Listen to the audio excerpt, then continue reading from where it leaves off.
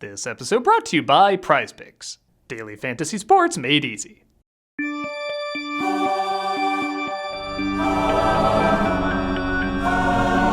can make the sun die?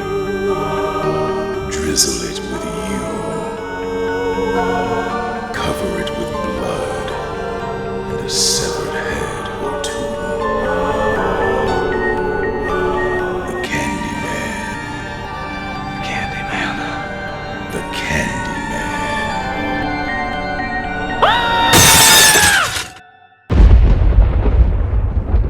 The Candyman can.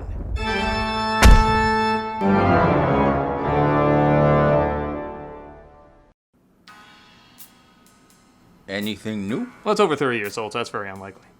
Almost as old as when my movie was forgotten. Oh, come on, Wendell. Your film's not even 5 years old. Or is it wild? I confuse us too. I think I'm the one that Jordan Peele played. Oh. And Peele is the bald one? I know you didn't just ask that. Calm down, Wild. Your movie will have its day. Yeah, you should listen to Corpse Bride over here. Just because our films usually die with audiences when they're released Doesn't mean they can't have a good afterlife. It's true, Wild. A lot of times stop-motion movies aren't huge hits. But if you give it time, it eventually works out in the end. Was Fantastic Mr. Fox always there? Yes, I don't recall seeing him earlier. I always appear when I can be symmetrical somewhere. Try it. Try looking at me from a different angle.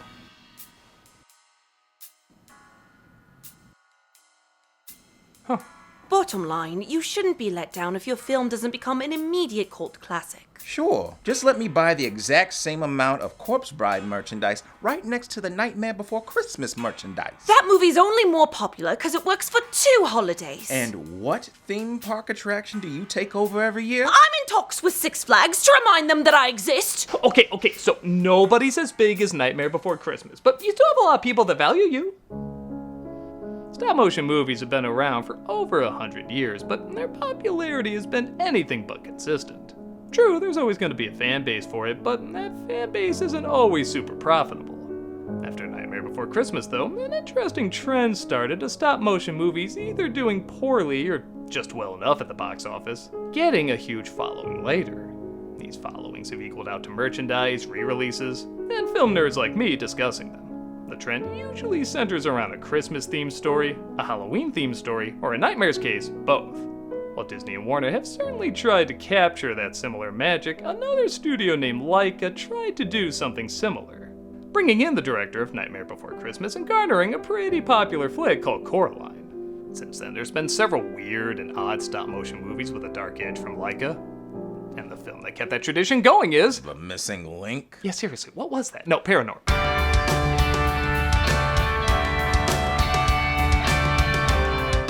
Released in 2012, there's often a playful competition about which Laika film about a kid battling dark forces is better, this or Coraline. And honestly, even all these years later, it's still a little tough. Coraline has the better characters, but ParaNorman has the better story. So while yes, its humor and personality isn't quite as strong as its predecessor, ParaNorman has more engaging twists and dark turns that, as many people have pointed out, are rarely seen in kids' films nowadays. This truly does feel like a return to those 80s family flicks that wanted to either toughen your kid up or let him enjoy the creepy and bizarre.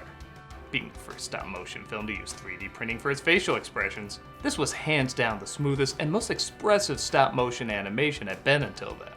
And even today, it's still a marvel. There's a lot of hard work and creativity that went into making this, and we're gonna take a closer look at how much of it paid off. If for any other reason to prove that stop-motion films do eventually get the respect they deserve. Yeah, tell that to Frankenweenie. Hey, he's right over there! No, Frankenweenie, he didn't mean it. Your day will come. Yeah, go join Mary and Max. Oh, come on, they're over there! Don't listen to him, you'll get a following, and so will that weird snail movie you have coming out. This is too depressing. Just like Mary and Max. I'm going in the other room to review this. Let's take a look at ParaNorman. But seriously, Mary and Max is great. Of course it is. That's why no one saw it. The film begins as a cheesy horror film plays with the lead looking eerily similar to Jamie Lee from Halloween.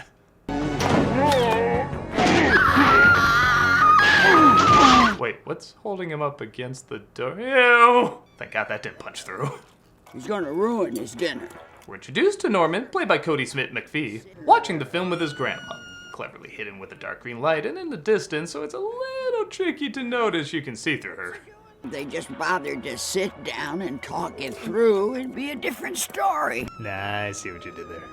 Grandma says, can you turn up the heating? It's of course revealed that Grandma is dead and Norman can see ghosts, who is Sidner Courtney, played by Anna Kendrick, his father, played by Jeff Garlin, and his mother, played by Leslie Mann, all fine concerning. Grandmother was old and sick, and she died. This is just part of the mourning process. Oh, Well, that's one way to save on stop motion budget beer gut cam. Seriously though, as I mentioned before, this stop motion is amazing. Apart from details like the little blushes and blemishes on the skin, as well as the movement and textures of the hair, everyone has fantastically exaggerated designs. They range from incredibly odd to just slightly odd. Hell, even the people who are supposed to be good looking are still kind of funny looking. They look like they were drawings first, but not in a way that makes them look flat. They complement the 3D model world they inhabit, but also look like the monster posters in Norman's room. P.S. I want this room. Wait, what am I talking about? I had this room. You look nice today. I like what you've done with your hair. Norman has gotten used to seeing dead people, though, and sees them less as a threat, but more as friends. How's it hanging?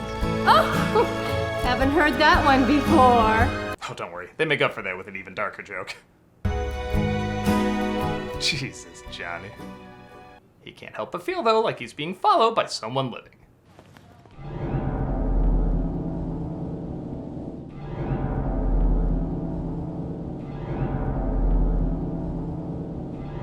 No, they do the disappearing thing. This film has a lot of tropes, but they do have fun with them. Like the school bully Alvin, played by one of the most famous geeks of all time, McLovin himself, Christopher Mintz-Plasse. Talk to that. That's so Alvin. In this case, the killer saw the size of the bug's dick and became insanely jealous. While rehearsing a school play, I swear directed by one of the old ladies from Coraline, we get across some exposition that feels both perfectly natural and perfectly forced. They put her on trial and hanged her. The hammy teacher acts out the lines, discussing how a witch named Agatha, yeah, let's get out of the way, is Agatha all along, yeah, great, is sentenced to death, so she curses the judge and jury that found her guilty. And while the exposition is done well, I will say one or two of these jokes could be punched up a bit. To an eternity of damnation. Like, I'd love to see Norman try reading that line the same boring way he did before after her acting it out. Or maybe we don't hear the line before and it turns out it's just the word guilty. Something like that to give the jokes a little bit more oomph. The humor in this movie is fine, but it's one of the few times I actually go, I could have used a dumb Marvel joke there.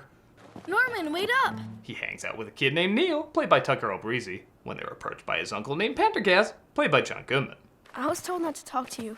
Sorry. And you know why you're not supposed to talk to me? 8-year-olds, dude. I know it's 3 clips and only a few minutes, but I'm sorry, I couldn't pass up a joke as good as that. He says a bunch of gibberish Norman doesn't understand, but later, Neil wants to know more about his ability to talk to the dead, including if he can talk to his dead pet. Can he feel if I pet him? Yeah, I guess. Bubby wubby boo. That's not his chin. And I feel like if I keep watching you, I'm gonna have to pay or something. Pendergast kicks the bucket the night Norman is supposed to perform in the school play, and he has a terrible vision. The dead are coming! And they brought a chicken! Norman panics, falling off the stage, and I love the parents all filming it. Thus the father gives a line that, in my opinion, is a little too mean for this character. Didn't ask to be born this way. funny. Neither did we. Yeah, that's too douchey. If, say, he thought the window was rolled up and then he noticed it was open a little and he felt bad for saying it, that'd be a little leeway. I get they want to give everyone an arc and everything, but this is some Chicken Little territory here. I didn't like it. Meanwhile, at school, Pendergast appears to Norman, saying he has to read a book to stop the ghost of the witch from raising the dead.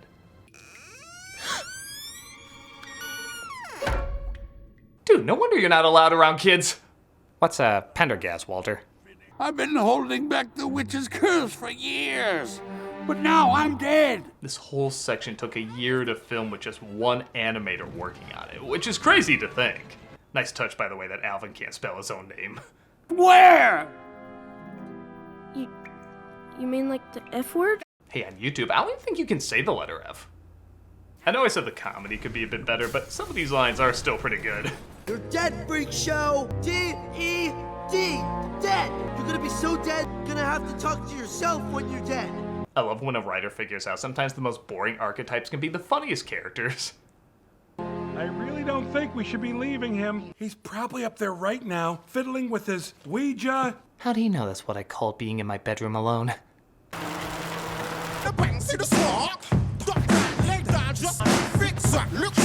Hey look, it's the CEO of Laika!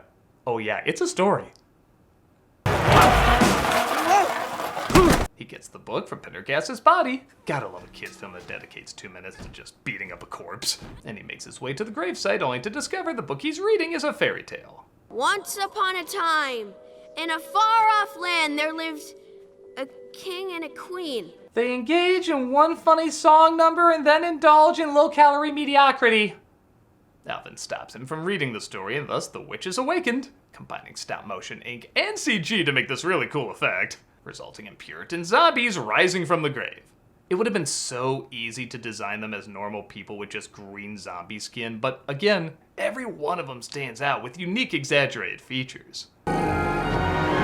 Stop. That's Bernard Hill, by the way, as the leader, which it is fun imagining the dignified captain of the Titanic and King of Roham just going, "Stop, blah," as they make their way back to town. Are you freeze-framing Mom's Aerobics DVD again? No. Kid, it's 2012. Use Pornhub before nobody wants to use Pornhub. Courtney goes searching for Norman at Neil's house, where she bumps into his brother, Mitch, played by Casey Affleck. Will you help me? Please? Okay. I guess I should go get some clothes on. I was hoping this would be like the exercise video I pause. They run into Norman and Alvin in the forest and partake in a chase scene. What do we do? Mitch! I don't know! You're the oldest. Not mentally! It's really easy to take this scene for granted, but think about how much of the set they had to build and how much they had to keep track of how every character moves, literally in every frame. It just flows so naturally, you wouldn't even think twice about it. Speaking of thinking twice about something. Baby, I'm so sorry. You'll be alright. We're gonna get through this together. If you've seen this movie, you know that's clue number 1. And Gandalf will score a touchdown, and Harry Potter will be MVP. Douglas, this is God. God? Shut up! You are doing fantasy sports wrong. Well, how do I fantasy sports? Prize Picks. Wow. Shut up! Prize Picks has made daily fantasy sports accessible to all. You just pick more or less on at least 2 players for a shot to win up to 100 times your cash. You can do it with as little as 4 correct picks. That's Shut up! Amazing. Shut your face! Sign up today and get $50 instantly when you play $5. You don't even need to win to receive the $50 bonus. It's guaranteed. Well, I think that— Shut, dirty bowl of spaghetti! Just nod while I talk. Prize Picks is the best way to win real money this football season. Which players are going off? Which ones aren't? Make your picks in less than 60 seconds and turn your sports opinions into real money all season long on Prize Picks. Alright, that's enough nodding. So say if Shut up! It's really important. Okay. So say if I select more on these 3 players in Rainbow Six. Yes, that could work. Well, that's a shut up, yeah. Download the app today and use the code Nostalgia to get $50 instantly after you play your first $5 lineup. Remember, that's downloading the app and using the code Nostalgia to get $50 instantly after you play your first $5 lineup. Prize Picks. Run your game. Shut up! See how you like it. I don't like being lightning. Too bad, I like lightning. Okay. Hey folks, I'm gonna be playing Epic Mickey every Friday on Twitch. I've never played this game before, so I'm really looking forward to it. We also have content 5 days a week. Hope to see you there. Also, everybody says they never get notified about our latest videos, so be sure to subscribe and hit that notification bell to get all the latest updates. After the zombies attack someone getting some Cujo's candy. Yeah, there's a few funny words they hide in the background. The Puritans freak out about. Well, let's face it, things Puritans would freak out about.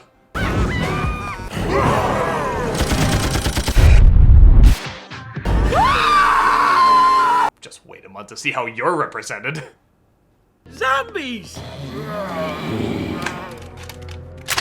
Kill them in the head! It is humorous that the townsfolk, in an attempt to stop what they think are bloodthirsty monsters, become bloodthirsty monsters themselves. You'll find that's a pretty heavy theme in this movie. What do you think you're doing firing at civilians? That is for the police to do! Topical! Norman tries to talk to the witch to figure out why all this is happening, so she shows him. And I'll just say it, my jaw hit the ground when they revealed who the witch actually was. Execution! No! Whoa. Whoa, Daddy. This movie went from fun to creepy to holy shit, you got balls. Not only is it ingenious to have Norman at the center to make it look like they're sentencing a kid, but then you realize, oh, it's the person behind him. It's not a kid at all. That'd be really messed up, only to reveal it is a kid. But on top of that, Agatha's last name is Pendergast, the same name of Norman's uncle. So not only is it very likely that Agatha and Norman are related, but it would also explain why he has the same supernatural power his uncle does. In all probability, this power could be what got her executed. I was only playing. You were speaking with the dead! Wait! And if Norman lived in that time period, he might have been executed too. Hell, the town now isn't that far off, allowing him to sympathize even more with what she went through and why he's the one that it looks like is being sentenced at first. It's just a little subtle touch, but you can read so much into it. It's also cool that, you ever see someone complain that you shouldn't like something because it has a jaded past? While others argue it transforms into something else and we get in these big fights over it. This film very smartly embraces these modern transformations with humor and creativity, at times playfully mocks them for how watered down and exploitive they can be, yet at the exact same time reminds you there is a bloody and disturbing history to most of it. This is so much deeper with so many more layers of understanding to the history of these fascinations than tweeting, "You like blank so you're part of the problem." I think the same way grown-ups dress up like slashers but acknowledge they're scary because there really are killers out there, the same way kids can dress up like witches but also acknowledge there's a really terrifying history. Except it's not what those who were perceived as witches did to others, it's what was done to them. This is some smart, challenging shit for a kids' film. As if that wasn't enough, the film also acknowledges there's really no straight-up villain, even though there is wrongdoing. The zombie judges just want him to stop the curse as they feel awful about the wrong they did, but at the time, they didn't know it was wrong. How could you? I believed we were doing what was right. I was wrong. Make no mistake, I like stories with pure evil, unredeemable villains, and I like making jokes about how people can be cartoonishly evil. But those are stories and jokes. The flip of that is important too. All of us can get lost in our own extremism and lose our humanity to it, as well as destroy the humanity of others. Also subject change hint number 2. This may be the last chance I get to tell you how I feel. Well, no, unless we get brought back as zombies, and then technically we'll have longer.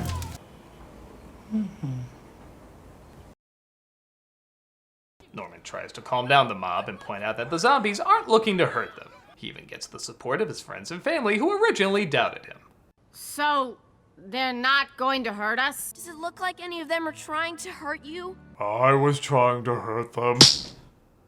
He instantly wins the crowd over. Again, knowing how our world works, that's probably the biggest work of fiction in this.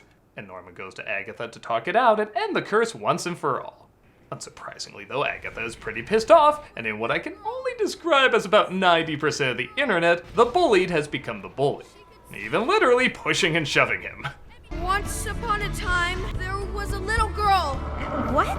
Who was different from the other people in her village. Instead of reading the fairy tale to put her to sleep though, he tells her a new story about a girl who manifested the same injustice that destroyed her, and will continue to destroy others unless something changes.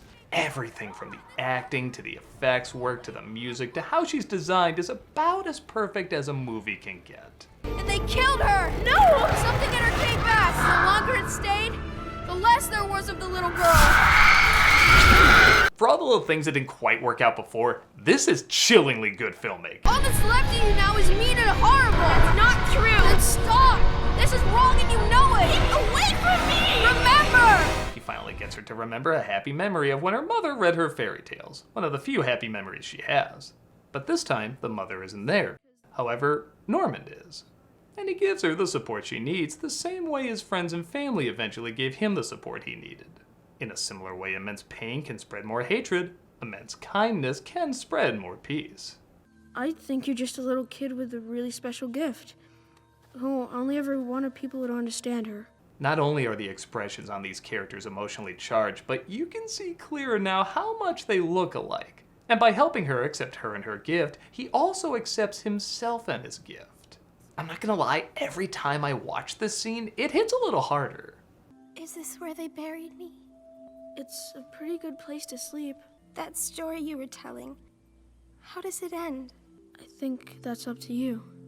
At first I wished they would point out more that they were related, but I like it's more about just trying to help someone who's in pain, and not necessarily someone who has a connection to him. It makes it feel a bit more selfless. She rests on her own without any help and disappears, finally finding peace. Even the Puritans are released from their curse.